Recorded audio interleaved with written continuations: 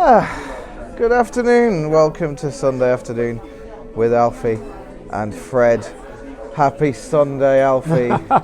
Happy Sunday. Oh, yes, you've been very busy today, Fred. It's been a very busy Sunday afternoon in the tea house. We're a little bit late with our sit down, but hopefully we'll have a nice chat. What have you got for me this week, Alfie? London again. London, splendid. I'm sorry to sort of last couple of weeks be focused on London because tonight, of course, is the reading of the great god Pan. Yes, it is. Yes. Set in London, in Soho. As you've got to excuse my cough, as we keep on saying. Now, it's a very interesting period. The great god Pan is setting, and I think it was 1893, 94. Coming up to the end of the century and end of the 19th century. And what I'm interested in is this terminology of psychogeography, whatever that means. It can mean anything to anybody, but I think we'll continue that part next week.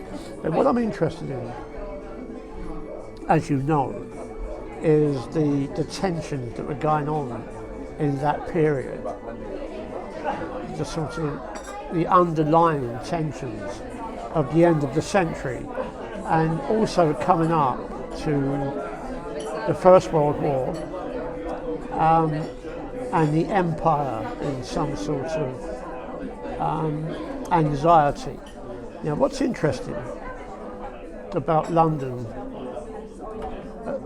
a particular section of London at that time, there was a hell of a lot of mystic thinking, mystic ideology that sort of fed into a different view of London. And the more you read about it, the more you discover, I think, that this view has nothing to do whatsoever with the normality of London. There's no normality what's going on. It's to do with something else. And we know with the great god Pan, it's to do with a return of a pagan religion, if I'm right in saying that. And this wasn't uncommon, actually. There was all these different groups popping up, and one of them was a very influential group called the Divine Alister Crowley, the notorious debauched poet mystic, the Golden Dawn. That's the Golden Dawn. Now, he had all sorts of. He was a very intelligent guy. He was a poet. He was very energetic, and he had a great deal of. He had a cult following in London, quite influential people, and it was not a Freemasonry, but it was definitely very secretive about what they was practicing and the rituals that they was going through. And it was almost like it was a negation of the Victorian Edwardian period. Now, I was thinking about this, and I was thinking about a lot that was going on in London at that time. And I'm sorry to be sort of on about London, but this is where where we are. Yeah, and where most of this was actually going on. And I'm very interested in all these esoteric movements, theories. And I couldn't help thinking of the 1960s with those esoteric flower power, Eastern mysticism, yoga, a whole lot. And there is a great similarity on the surface of what was going on in the 60s to what was developing in London. But the London one, for me, is there's a sort of how can you say, there's a sense of not decadence, although that does come into it. There's a sense of decline and some form of enjoyment in that decline. All right. Well, you could even potentially mirror that now as well, to be fair. You know, there's sort of, we can't stop this. And what I'm coming in my head at the moment with is that what they was trying to do, they being all these different mystical individuals that was occult. And I mentioned, and well, we spoke about this before, I think, and it was this prehistory. It was paganism. And what happened. But again, it's interesting because it's all centred around areas that we know about, you know, that we've explored here, like the West End, King's Cross, Euston, Clerkenwell, Goswell Roads, sorry. So, and all these people were involved in this. Machen was involved in it as well. He was part of this strange cult or cults. So where does this fit into history? Where can we go to the history books and find it?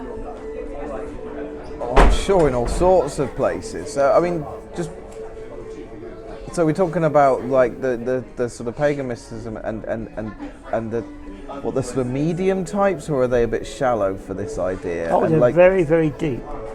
They're very. I mean, the mediums were not taken seriously. But then people were enamoured with Yeah. those sorts of ideas, Yeah. and this is in a similar sort of zeitgeisty kind of way, or Yeah. and then the Penny Dreadful stuff you were talking about the other week, and those sorts of stories and all that around this sort of time. I don't know, where does it fit in history? Where do we find it? Well, it's never going to be what I call straight history. It's not about kings and queens and wars overseas and how we like to visualise the empire. It's more to do with it's an alternative, basically. And part of that alternative, of course, is psychogeography. And what does that mean? It's everywhere. People are talking about it everywhere, but actually, what does it mean? Now, it began in France in the 1950s with Guy Debord and the Situations. And Guy Debord wrote various manifestos about the meaning of what he was doing, and it centered him all around Paris. And how to look at Paris, how to look at the signs, the symbols, and sort of the capitalist influence on the symbols. And I think he was trying to sort of set out a new form of geography. Right. He wanted a new, not the straight geography. He wanted this alternative, and he was quite influential actually, because it was a very small group that he was working with, the Situations. They were very, I mean, it wasn't a massive, great intellectual group. And it appears, if you read their history, that they hated each other anyway. Soft. They had some sort of, rivalries and such, yeah. And that's where it remained. It remained there in Paris, and then sort of fizzled out somewhere. So what sort of things was he talking about in his manifestos? So he's a new form of geography. Yeah, he would talk and where's about. the psycho come in? Yeah, he would.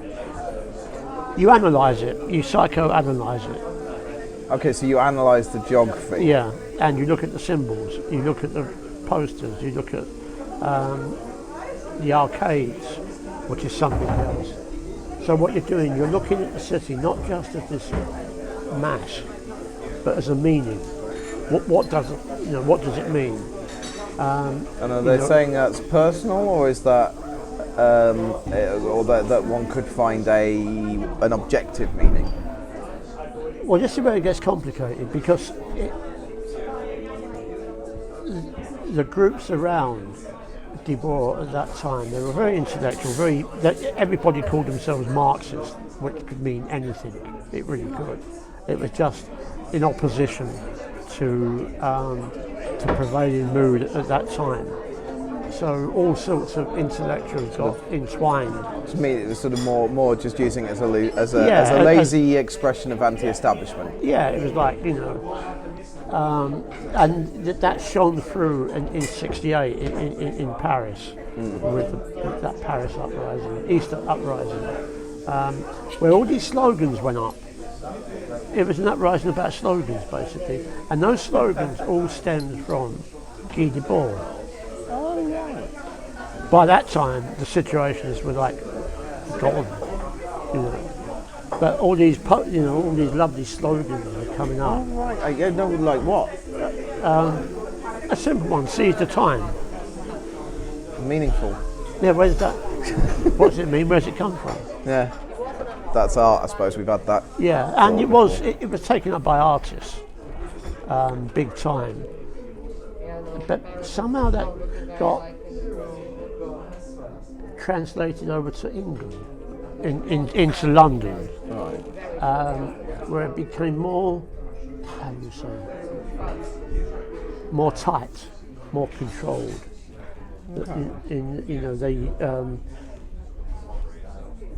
People began to use it almost as if it was a science.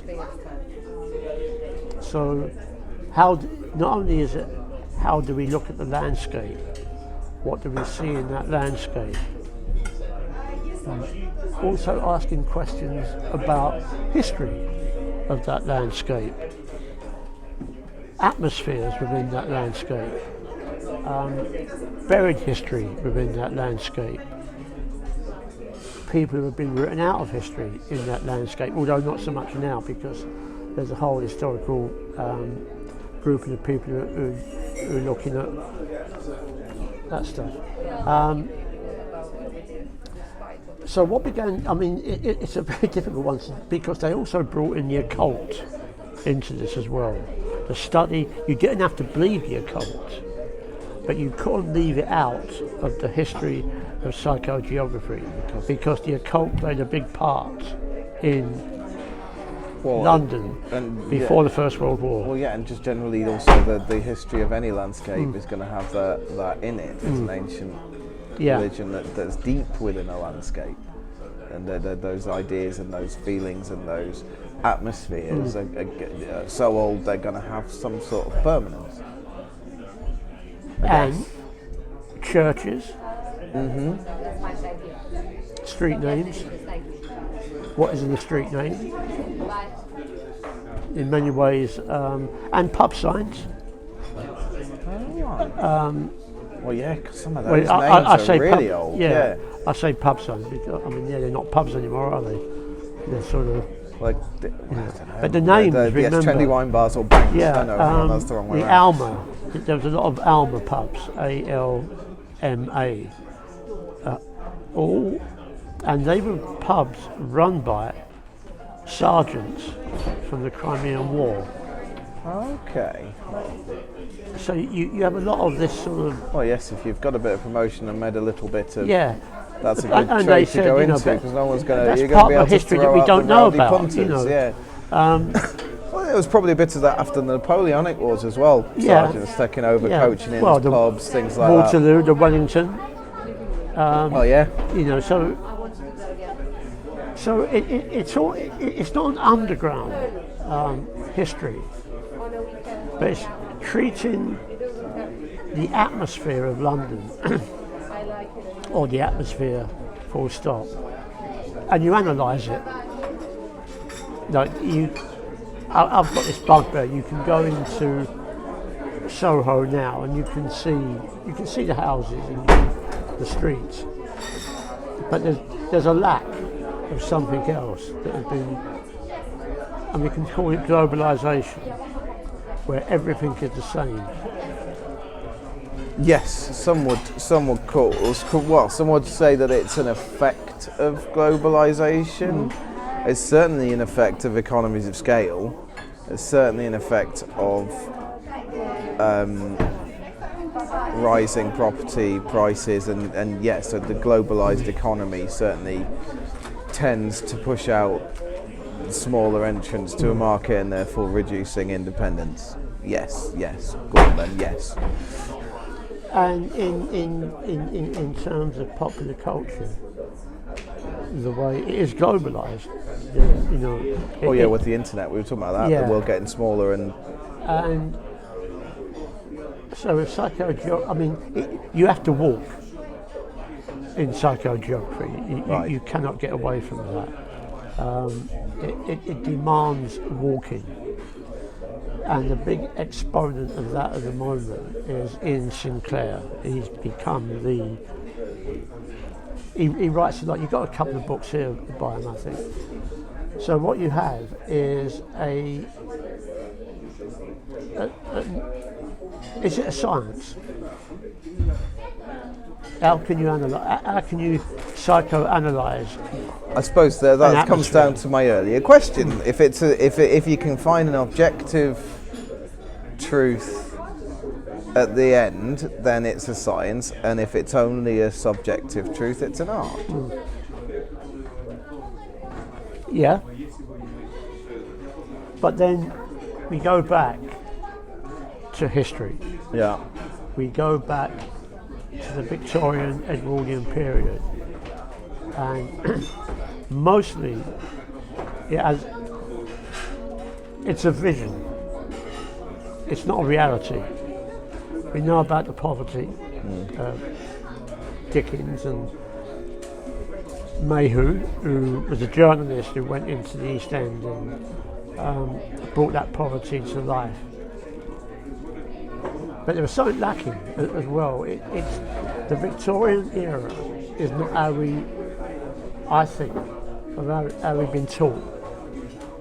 It's totally different when you get into, because it is about these opposing ideologies, opposing groups, and there's, you know, the poems they wrote, the pamphlets they wrote, they're all coming to the fore now. People are sort of rediscovering them. Right. So you have this sort of hidden history that I think makes particularly the Edwardian era far more interesting than I imagined it would have been about 5 years ago. Simply because it's a bit like any capital, any country. They sometimes, people can sit on history. So the moment you come to the psychoanalytical perspective of history, you're hitting brick walls all the time. And they're quite exciting, actually. You're uncovering the layers. So it's not just about a revolution. The need for revolution, like just down the road, Kennington Park is where the Charterists had their gathering. Yeah. There were other forces going on at the same time. I mean, in some ways, though, I think that the Chartists, people like that, they weren't revolutionary movements. They were reform movements. Good point. Because the revolutionary movement would want to tear everything down. They just wanted access. And they failed. But over time, the ripples. But then the grand structure that they wanted to be part of hasn't been torn down, and therefore there's still something to join. There's a society, a club, a way of life, a political system, to join. Whereas a revolutionary movement will tear that down and try and build something, and well, what you're joining then if you're just remaking the world? You know, there is a difference, and I think it's really important in terms of British history that there's very, very little, if any, revolution.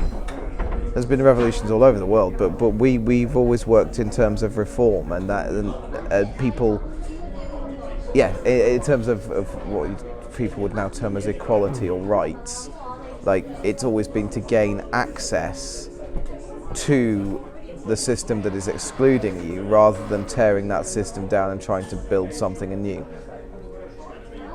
I just think that's a really important distinction. Yeah, but underneath all that, all this other stuff was going on as well. And I'm pointing at a book. But with all the occult stuff, the pan stuff, the occult mystical, old paganistic stuff. I suppose that speaks to it, I suppose, because I mean, whenever you look at those ideas, they're very much, they feel more egalitarian or democratic, like everyone was under the cosh worshipping this panoply of old gods, having a difficult time and like making their own personal sacrifices in whatever way that is, whether that's an ox or burning a wooden thing that you've made, or whatever it is, like placing your time and your effort and your wealth into something that you're willing to sacrifice to the future, to whichever god you're appealing to. You know, you're giving something up in order for their appeal, which is us working out how to bargain with the future. And I kind of lost my train a little bit there, but this occult stuff, I suppose. Yeah, it fits in with things like Chartist, like reform movements, because when we always look back at the past with rose-coloured spectacles, I guess, even then they were looking back, going, this was an agrarian, beautiful time where we lived in tune with the land, and we were all free, and we've put up these structures, and now we don't feel free, but we want to be free within the structures that's making us all prosperous, something like that. What I'll do a bit of research on this. William Blake. Oh, aye. Jerusalem. Now, good book. Occult London by Merlin. Right. Now, can I open the page? And this is, if you want to read it, Freddie, because you're a much better reader than me, the actual meaning of Jerusalem. Just do it up there, down to there. So, okay. If you don't mind. Yeah, no, absolutely. So from about there? Somewhere up there, yeah. So this is from Occult London by Merlin Coverley, sort of about a quarter of the way in, discussing Blake and Jerusalem. Thus, Blake's visionary city is not transported to some ethereal realm, but is instead situated amidst the familiar landscape of the city. In confirmation of the historical antecedents to today's north-south divide, Jerusalem is to be constructed in the north of the city, while the satanic mills of heavy industry are disposited south of the river in Lambeth, which is where we are. Oh, that's funny, because of course we've got the current North London, South London COVID divide as well at the minute. Anyway, so yes, to go to the Blake. And did the countenance divine shine forth upon our clouded hills, and was Jerusalem builded here among these dark satanic mills? So these satanic mills are emblematic of Blake's intermingling of the eternal and the local, for while Blake lived in Lambeth, good lad, the Albion Mill actually operated on Blackfriars Bridge until it was burnt down by arsonists in 1791. This was London's first great factory, designed to run upon huge steam engines and supposed to produce some 6,000 bushels of flour a week. It remained a blackened shell until 1809, and Blake would no doubt have passed it every day as he walked to the city. Ultimately, Blake's radicalism, his occult preoccupations, and the reliance upon earlier spiritual traditions are all aspects of his attempt to challenge the dominant systematic modes of thought espoused by Newton.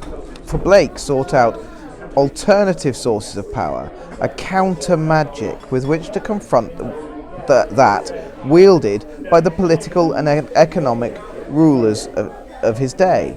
And he found these spiritual resources in the chaotic, irrational, and irrepressible forces of his native city. London is there not only a city of darkness, a satanic site of squalor, misery, and unceasing industry, but also the site of the New Jerusalem, whose streets can be walked by those visionaries able to ascertain the way. Yes. You're good at finding stuff you'll know I like, aren't you, Alfie? Yeah, there is something else. How are we doing? Oh, we've been about 20 minutes or Right, so. now, Wrap it up in 5 or 10. Alan's going to borrow this little gem of a book. Inconvenient People, Lunacy, Liberty and the Mad Doctors in Victorian England. Yeah, well, the first story of this takes place in London. It's called being borrowed. It was a legal term that could get you locked up. And I only read this last night. I think Alan's going to read it first, actually. Right. It concerns a woman who has a knack of making a lot of money, and her son who has an even better knack of making money. And how they make money is tea. Oh, right. when are we, so Victorian? Yeah, this is Victorian, yeah. It's the, and they sort of actually, possibly, set up the tea trade. Well, the precursors. Yeah, well, and this is a tea house. Yes. And I don't think, I'd have to go through it again, I don't think it was very far from here. Over the river. Right. But not, over the bridge, you could say. But I was reading this and thinking, no. This is the sort of, the magic, I think, of psychogeography. You can suddenly think, oh, hang about, I know that place. I mean, we are sitting in a tea house, and I pick up this book, I opened it. First chapter is about this family who fell out awfully, by the way, over money. There's a lot of that in the history of Lambeth and Vauxhall and things as well. Yeah, and it was because of tea. It went to trial. The guy was locked up at first. It went to trial. The mother wanted to make sure that he was in prison so she could palm off all the money. He maintained his innocence, and it went to trial, and it became a spectacular trial with the audience. Yeah, it was an audience actually, with the jury, the members of the gallery, all cheering for this guy. And although he was weird, that was all he was. He became a local hero. Why? She had to sort of give him after firm, and she kept the rest. But what I'm saying is that this is the magic. If you're thinking about it, you can make links here with tea house. Here we are in a tea house. Or you might be selling these tea. Well, that's true. I'd probably gone off by that. But, but you know what I mean. No, but the through line of similar stuff happening in places, and you can find it. It's like what you read about Blake. It puts a different twist on that poem. Yeah, well, yeah. I mean, because yes, the north south. I didn't heard the North London South London thing to do with Jerusalem. We just sing it, and and when it was written as a poem, I think it was taken up much later as a song. So when you hear it sung on a rugby ground, it lacks the meaning of what Blake was trying to portray. The dark satanic mills, the blazing. I mean, people had never seen those mills before. They wrecked that. They were just red. You see, I'm from the north, so I just assumed it was about the Lancashire mills. There you go. But ask people today what it's about, and they will say rugby. But it is. A lot of them would say industrialisation and the Industrial Revolution. And we tried that a couple of years ago with a friend of mine. It was all really. It was all a piss up. But yeah, it's up in Lancashire. It's up north. How those mills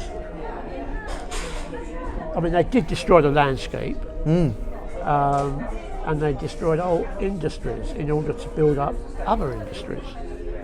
You know, the smallholders had no chance, you know, but they had to, you know, in order to survive, the mills pulled them in, you know, and it must have been pretty awful. I suppose that's I guess that's where the occult bit comes in, because that's the older religion of the land, and it's pulling him away from that. And that was interesting about that, how he linked it to politics as well, because that's what we'd been talking about before we read it. But I think that it's one of those, isn't it? Like, you know, you sat there, he's going, look, there's a problem, and I'm sure there is a problem, but then we look back and we see the benefit of those changes. Like, there's no way we'd be as prosperous and safe and secure and long living, and you have it so easy to feed ourselves, clothe ourselves, that we do today, if we didn't have all if those mills had not been built. You know, and as we build, we build on what comes before us, and like there's always hardship, but you can always hope that I suppose that people are always trying to make things better for their children, and struggling and sacrificing in order for that future benefit. But it was unfortunate that a lot of the wealth didn't really only trickled down. I was going to say one that's thing. Unfortunately just a function of deep universal mathematics, unfortunately. There's also there was a genre of painting, and I'll make a note that we can talk about it next week, which, I mean, they really were big, these paintings, absolutely massive, and they start off in Eden, you know, beautiful Eden, a utopian vision, Arcadia, Technicolor, blinding Technicolor. Then it moves into civilization, always ancient Rome or Greece, you know, Western civilization at its most powerful. Huge, great. I mean, these are paintings the size of this from here to there. I mean, well, for anyone listening, that was somewhere around Alfie's midriff to pointing high into the sky. So what, about 6 feet? Some of them, yeah. I mean, massive. But then so the third Blake, one. Are these no, Blakes? but Sorry. they come from a Blakean. I forget the bloody. I wish I should take a note of it. Anyway, what you get, there's always a third one. The end of the world. Yeah. A dystopian deluge comes down. Everything. It comes up from the seas. There's volcanoes. It comes from heaven. The civilization collapses. And these paintings will be taken on exhibitions around England. And there was also light shows where a candlelight would beam in onto an aspect of the painting, and the artist would describe his meaning. You know, so this dystopian view. So when is this roughly? 18th century. Right. So this dystopian idea. It's really old. Yeah, you know, it's sort of, I mean, it goes back. You know, you could go to the Vikings and Ragnarok, and you could go to the Christians and the Rapture, and you know these things. But also, what's interesting is that they always go back to Greece and Rome. You know, because the ruins were being discovered. Because don't forget, I mean, at one time, who gave a shit about those ruins in Rome or Greece? Not many people. In fact, I was pulling them down to build houses. Yeah. But it was only when a new aesthetic came in, mostly from people like Byron, and the English idea of travel. Well, yeah, and it's also whether we've touched on this before. It's having enough resources to have the time to put human energy into those leisurely and those academic those trains of thought. Like, you know, it's only worth if you can only investigate the ruins if you've got enough time to investigate the ruins. Otherwise, you're spending your time pulling them down to build yourself shelter. But There was also poems being written as well at that time about London as being the centre of the end of the world. London is the centre of the end of the world. You know, when London collapses, which would be, according to the poetry, it will happen soon. Right. One thing I found last night is Alister Crowley, Charing Cross station is on the site of the cross of God. I think I've got this right.